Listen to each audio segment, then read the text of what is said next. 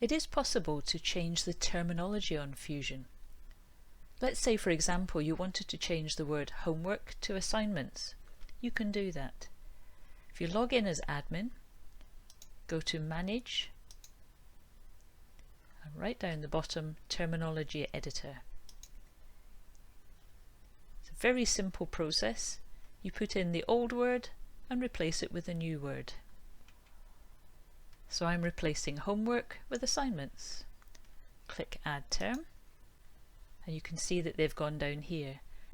At any time I can come in and delete that if I want to. If I now go back to the home page, you can see that homework is now called assignments. If I click into it, it's been changed throughout the system.